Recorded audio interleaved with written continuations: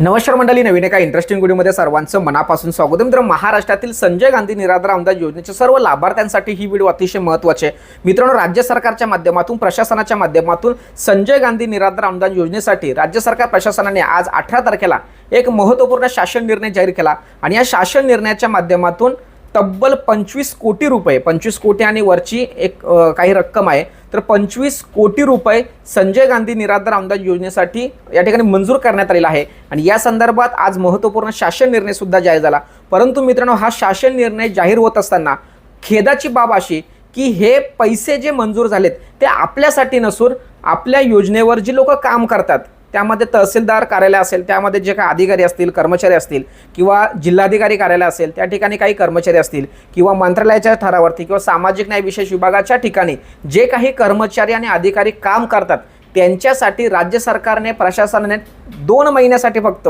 जानेवारी आणि फेब्रुवारी 2 महिन्यासाठी तब्बल 25 कोटी रुपये मंजूर करण्यात आले.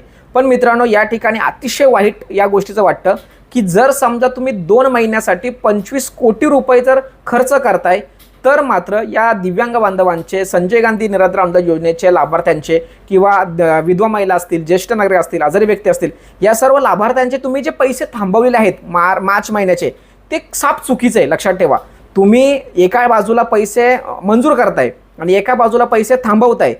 त्या लोकांना ऑलरेडी पगार आहेत, चांगलं मानधन आहे, मग त्यांना पैसे द्या. पण मात्र पहिला हा तो विषय क्लिअर करा.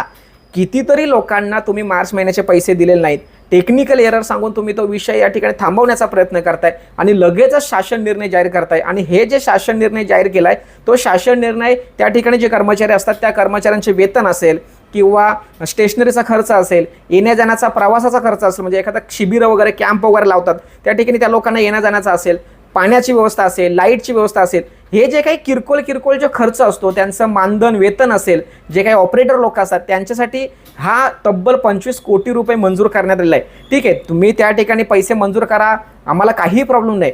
पण मित्रांनो, या ठिकाणी आपले पैसे थांबवून अशा पद्धतीचा शासन निर्णय काढणं हे मला तरी चुकीचं वाटतं. लक्षात ठेवा, एक तुम्ही जर त्या पद्धतीचा शासन निर्णय जाहीर करताय ना, करा, ठीक आहे, ते काम करतायत म्हणून आपली योजना आतापर्यंत चालू आहे, की टिकून आहे, हे मान्य आहे. पण मात्र जर समजा त्यांच्या संदर्भात तुम्ही लगेच असा एवढा मोठ्या रकमेचा शासन निर्णय जर काढताय, तर माझं एक मत आहे की या लोकांचे जे पैसे थांबलेले आहेत, त्या लोकांचे पैसे थांबण्याचं महत्त्वाचं कारण तुम्ही डिक्लेअर करण्यासंदर्भात, किंवा त्यावरती कशा पद्धतीने प्रशासन किंवा सरकार ॲक्शन घेणार आहे, या संदर्भात तुम्ही एखादं पत्रक काढायला काय हरकत नाही. विभागातून प्रेस नोट किंवा सोशल मीडियाच्या माध्यमातून संबंधित अधिकारी असतील किंवा मंत्री असतील, यांनी बोलायला काहीच हरकत नाहीये. पण मात्र असं होताना दिसत नाही. या ठिकाणी प्रत्येकजण प्रत्येकाचं बघतो, मात्र माझा निराधार बांधव, दिव्यांग बांधव हा मात्र या 2,500 आणि 1,500साठी मात्र वाट बघत बसलाय.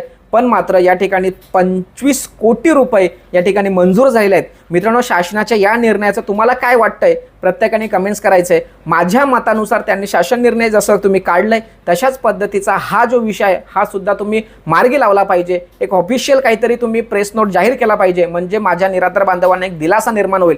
तुम्ही त्यांच्यासाठी खर्च करा, आम्हाला काहीच प्रॉब्लेम नाही, पण या लोकांचा सुद्धा पैसे तुम्ही लगेचच वाटप करा, असं या ठिकाणी मागणी ठेवून या ठिकाणी थांबतो. सदर व्हिडिओ, सदर माहिती लाभार्थ्यांसाठी अतिशय महत्त्वाची. का महत्त्वाची आहे? कारण प्रशासन, राज्य सरकार कशा पद्धतीने वागतंय याची जाणीव, याची माहिती असणं खूप गरजेचं आहे. लक्षात ठेवा, आपण त्यांच्या शासन निर्णयाला विरोध करत नाही, पण जर तुम्ही त्यांचं अनुदान किंवा त्यांचं मानधन लगेचच डिक्लेअर करताय आणि मग या लोकांचं पैसे तुम्ही देत नाही. आता तहसीलदार कार्यालयामध्ये गेल्यानंतर त्या ठिकाणी सरास लोक सांगतात, आमच्याकडून सगळं झालंय. अरे, तुमच्याकडून सगळं झालंय, मग पैसे का नाही आलेल पैसे? या गोष्टीचा विचार त्या लोकांनी करायला पाहिजे.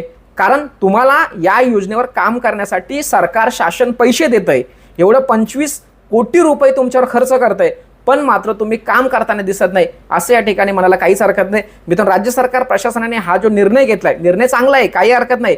पण मात्र प्रशासनाने नेमकं काय केलं पाहिजे, याविषयी तुम्हाला काय वाटतं, प्रत्येकाने कमेंट्स करा. भेटूया पुढील व्हिडिओसह. तोपर्यंत धन्यवाद. जय हिंद, जय महाराष्ट्र.